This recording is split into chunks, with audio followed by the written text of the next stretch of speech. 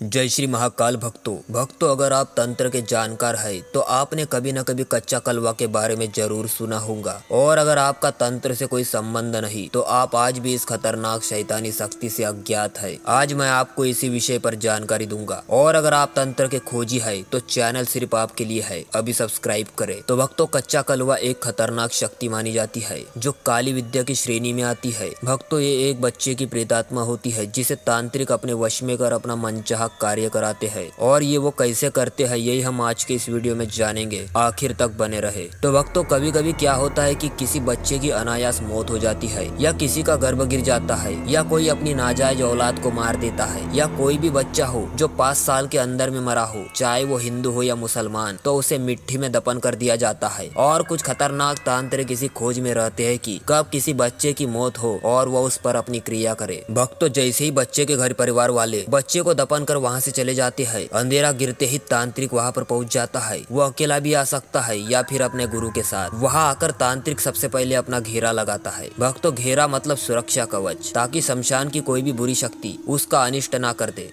घेरा लगाने के बाद तांत्रिक बच्चे के शव को गड्ढे से बाहर निकालता है, उसका स्नान कराता है, उसे गंगा जल गुलाब जल से धोता है, उस मुर्दा शरीर पर इत्र लगाता है और फिर उसे अपने सामने रख साधना से संबंधित मंत्रों का जाप करता है। मंत्रों के बल से बच्चे में हलचल होती है। मतलब भक्तों, उस मुर्दा शरीर में तांत्रिक दोबारा से आत्मा का प्रवेश कराता है और वो मुर्दा बच्चा बोल उठता है। यहाँ तांत्रिक उस बच्चे की आत्मा को भोग देकर खुश करता है। भोग में ये फल और मिठाई लेता है क्योंकि ये बच्चे की आत्मा होती है। जिसके बाद तांत्रिक उसे अपने वचनों में बांध लेता है और फिर उससे अपने मनचाहे कामों को अंजाम देता है। लेकिन भक्तों, आपको ये सुनने में जितना आसान लग रहा है, ये साधना उतनी ही खतरनाक है।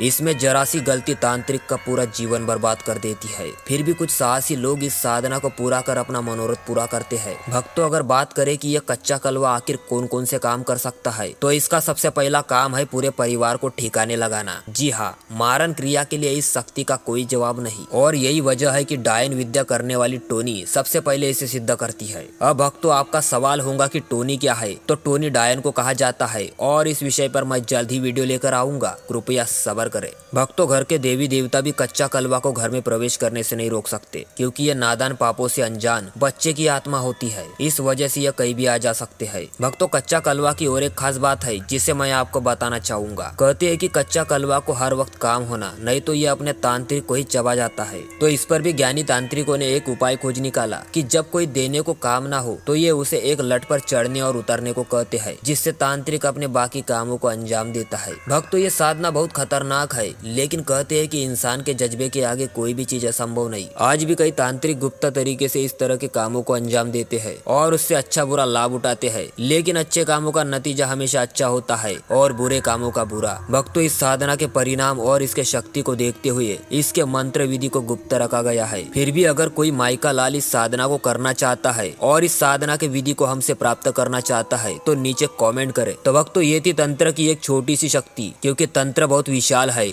और उसमें कई शक्तियां मौजूद है जिन्हें हम एक एक कर जानेंगे। मिलते हैं अगले तंत्रोक्त वीडियो के साथ। आदेश।